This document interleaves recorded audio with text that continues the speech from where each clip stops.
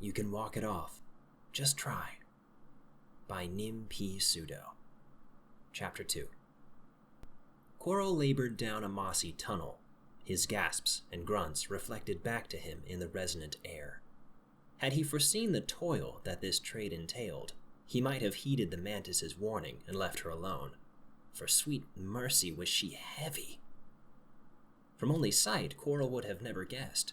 She was lithe and slender as a vine, but from the weight of her, she felt like a stone statue brought to life. Coral's legs trembled like a newborn stag's, and with every step he bent closer to the ground. The mantis's left arm was thrown over his shoulder and still gripped the glaive. The slicing edge of the weapon dragged behind them, periodically sparking against the stones and chance pebbles. They had been traveling at this shambling, four-legged pace for what had seemed like ages. To distract from the burning, Coral craned his neck and locked eyes with the mantis. "How do you fare? That clash with the squits was a fierce one, no?" "You do it too much credit," she said. "To clash, one must land a blow. I did no such thing." "Still, your evasion was quite a sight, and you wielded that glaive well enough, considering your arm." The mantis made a dispassionate noise and carried the conversation no further. "Does your injury pain you?" Coral prodded. He was realizing that the bench was much farther off than he'd first judged. "It is not terrible. I have survived things more dire than a cracked shoulder." Coral glanced down at the mantis's trailing legs. They dug narrow wakes through the moss, barely seeing use. "Any other wounds?" he grunted. "Not of significance," she said. "A few scrapes." "And your legs?" The tunnel began to slant upward, and Coral hurled his strength against it. "Hale and healthy." "I see." Coral took a few ragged breaths. "A relief. Shame it would have been if they were impaired." "Indeed," she said, a peculiar lilt in her voice. "Have you recovered much of your strength?" Black spots danced at the fringes of Coral's vision. "Most, yes, thanks to the efforts of my trusty crutch." "I'm pleased to hear that. Take no offense, but do you believe that you could walk on your own if needed?" "We have not reached the bench," she said. "What of our agreement? Do you no longer wish to hear my stories?" No, I wouldn't dare to betray my word, but..." He swallowed, his throat achingly dry. "Are you playing a game at my expense?" The mantis's laugh was low and tender. "Nothing of the sort." She shifted her weight, making Coral lurch. With a titanic heave, Coral managed to right himself. "Oh, really now?" He tried to loose a laugh of his own, but it came out as a strangled growl. "Those must be grand stories for you to guard them so jealously, Mantis. But do not think I'll abandon this game so easily. This only makes me wish to hear them all the more." He mustered his will and planted one spasming leg after the other.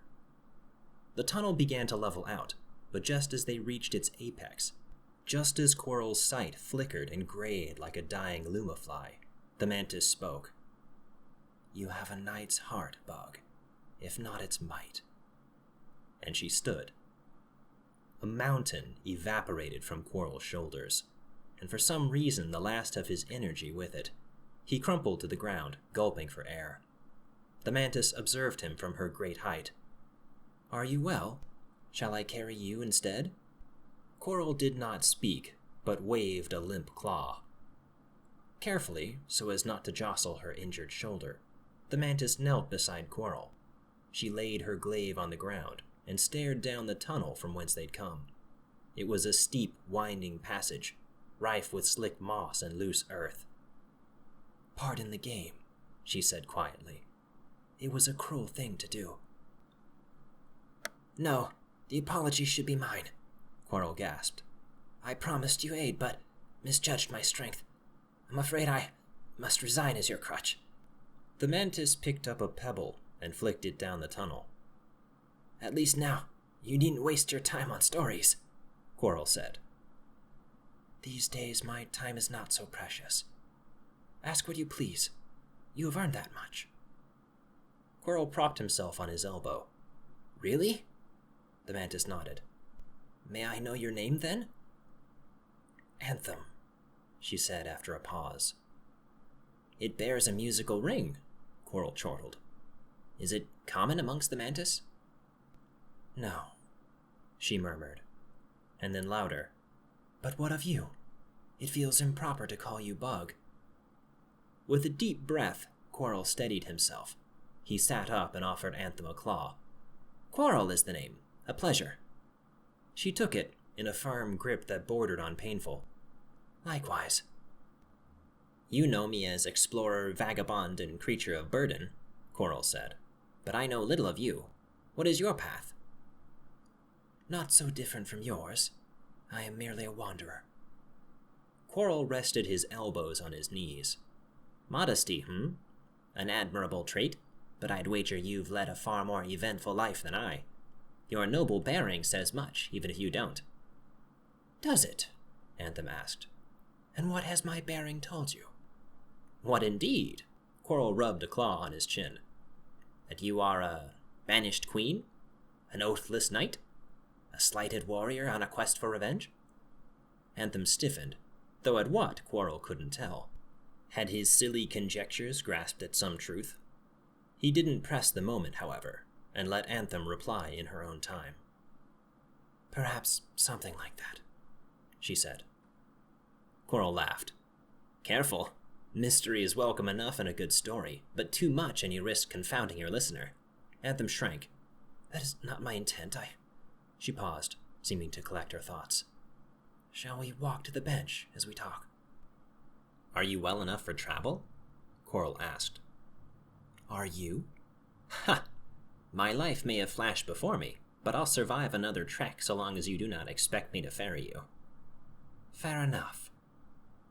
Anthem picked up her glaive and stood. She offered the haft to Coral as a clawhold, and when he accepted, lifted him bodily from the ground. Coral dusted his shell, admiring the ease to the mantis's strength.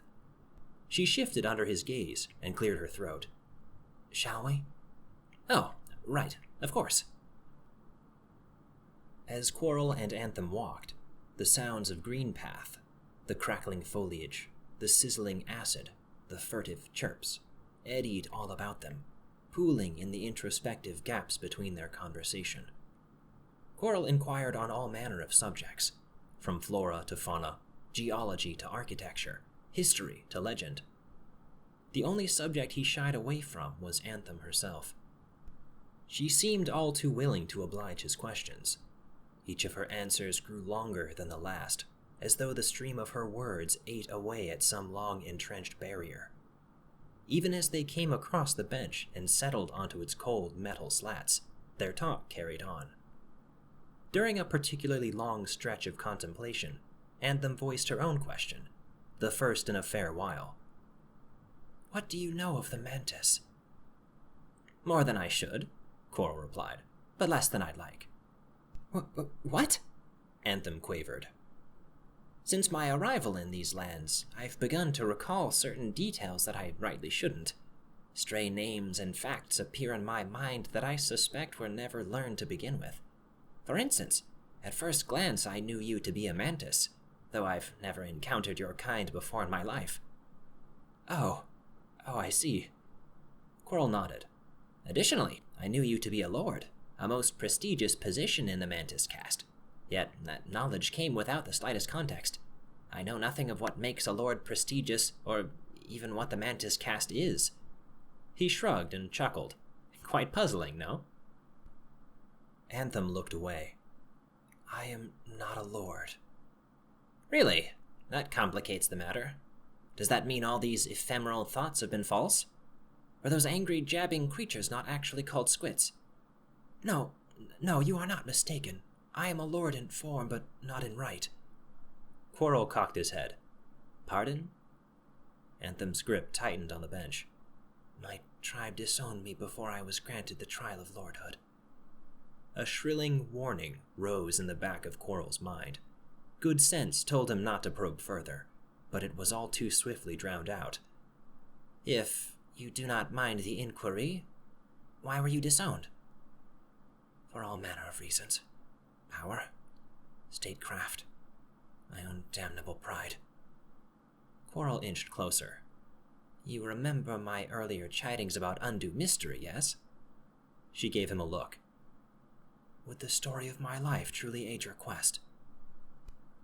Quarrel made a show of considering. Possibly. We won't know until it's all said and done. It is not a pleasant tale, she said, nor is it brief. We have a comfortable bench and abundant time, don't we? I'm no stranger to grim tales. Anthem relaxed her grip and rested her claw in her lap. Very well. My early life was spent amongst the tribe. My first form as a soaring youth, my next as a bladed warrior. I was nimble then, and fierce, not what I am today. As only a clawful of my kind do, I survived long enough to near the final stage of my life, that of a lord. It is tradition for those that undergo the transformation to challenge the lordly council, either proving their worth and claiming a seat of their own or perishing. Before my change and my lord trial, the kingdom of Hallownest approached the tribe, offering a bargain of peace. You were alive while Hallownest still stood? Quarrel blurted. Anthem flinched. Yes, though only in its latter years. How can that be? The kingdom is but a memory. Could anything possibly live so long? On the surface, I passed an ancient-looking bug that claimed the kingdom had collapsed before even his time. Death does not come to Mantis by old age, but by battle. I have never heard otherwise. The eldest lords only meet their end in either defense of the tribe or in a lord trial. That's a cruel fate, Quarrel mused, forcing the lords to battle into their final days. The Mantis have little reverence for the elderly, it seems. To my kind, it is better to die on one's feet than to wither away into weakness. It is considered a blessing to be struck down in battle, not a cruelty. But do you believe that? Anthem's voice rose high and brittle. Shall I continue? Yes, Quarrel said, making himself small upon the bench. Apologies, do go on. At that time, Hallownest was a voracious maw, snapping up territories wherever its legions could march. The Mantis lords accepted the offer of peace, for the only alternative was destruction. To sustain that peace, the tribe agreed to become a shield against the Deep Nest, though that was not the only service required of us. The Pale King, the ruler of Hallownest, demanded our finest warrior as tribute. A competition ensued within the warrior caste, and I emerged as the lone victor. Had I not been so blinded by the thirst for glory, I might have recognized what that victory entailed. Banishment! Quarrel exclaimed. Again, Anthem flinched. She shifted farther down the bench, restoring the buffer that Quarrel had erased in his captivation. Correct. After my triumph, after I entered into the dormancy of metamorphosis, the lords exiled me from the village. To their reckoning, I was the property of Hallownest, and thus no longer a true Mantis. My cocoon was hauled away to the Pale Court, and I never beheld the village again. You paint a malicious picture of your tribe. Perhaps parting from it was a good thing. Anthem nodded, but without agreement. She stared into a rippling waterfall across the path. Even now, I am compelled to wonder, why? Why did the council punish me so? For spite? For fear? Was I so dreaded a foe that the lords would rather cast me away than face me in battle? Was I so barbaric that they thought me unfit to join their ranks? Quarrel made an incredulous noise. You? Barbaric? Certainly not. Just as this land, I have changed much over time's passage. You would not know me then, and that is for the best. If I gleaned a single thing from my service to Hallownest, then it was restraint. But what of that service? Quarrel asked, leaning in. What of Hallownest? If even a fraction of the rumors were true, then it must have been a glorious sight. Something to at least rival your old home. Anthem was quiet for a time. That was the king's word. Glorious. When I emerged from my metamorphosis, displayed before the Pale Court like an exotic creature, he proclaimed it glorious, the heralding of a new age of cooperation between our people. To that purpose, vain though it was, he gave me the name Anthem." She said the last word slowly, as though tasting its bitter contours. "Amongst the Mantis, only a lord is considered worthy of a name, and only lords may grant it. I was not a lord, for I had not passed the trial, yet the king presumed to inflict one upon me." She stopped and looked to Quirrell, as if waiting for an outburst. But Quirrell only shook his head. "Go on," he whispered. "I would rather not," she said. "Some ills are better left to the past. Content yourself to know that I was many things in the king's service. Caretaker, sentinel, executioner. None of these would I care to relive. In time the kingdom fell, and with it my obligation of service. Now I am bound to nothing, a lone wanderer in a dead land." Quirrell thought to voice some cheerful note, some witticism to brighten things, but it did not come. Across the path, something floundered in a shallow basin beneath a waterfall. Quirrell hadn't noticed it before, so enraptured had he been. It was a creature, small and fragile-looking, its dark body heaped with leaves. Moss creep. It had fallen somehow, and was laying on its side, stubby legs flailing uselessly in the air. Leaves and droplets of water were kicked up in a frenzied cloud, but the moss creep could not right itself. It seemed in dire need of assistance, and though the idea crossed Quirrell's mind, he only continued to watch. A paralysis had taken hold of him. He could not muster the will to walk over and tip the thing onto its feet. The moss creep's thrashing slowed and eventually stopped, ending in something like exhaustion, something like acceptance, something like death. Quirrell balled his claws so tightly that they hurt. "Wait!" he shouted. "Does your tribe still live?" Anthem stirred as though from a dream. "To my knowledge, yes. Time was far gentler to them than Hallownest." "Have you considered returning? After so many years, it's possible the lords that cast you out have already passed. I'd guess a new council would care little about your half-forgotten banishment. They'd be fortunate to have such a worldly, well-traveled lord as yourself amongst them." But even as Quirrell's voice rose with the momentum, Anthem was already shaking her head. "No," she said. "It is a warm thought, but no. Even if that were so, I would still have no hope." The stump of her arm rose out from beneath her cloak. "There is no use to a maimed lord. I could not repel unworthy aspirants, nor protect the tribe from danger. They see those such as I as only a burden to be discarded." "How did it happen?" Quirrell asked, the words slipping out. "Excuse me? How?" He hesitated, hearing the warning shrill yet again. "My arm?" Anthem asked quietly. Quirrell gave a single nod. She stood. "I must go." "No, wait, I'm sorry." Quirrell extended a claw. "I shouldn't have pried. Please stay. There's so much left to discuss." "Seek no forgiveness. In truth, I should be offering thanks. You have returned me to my purpose. The only purpose that remains." And she strode away.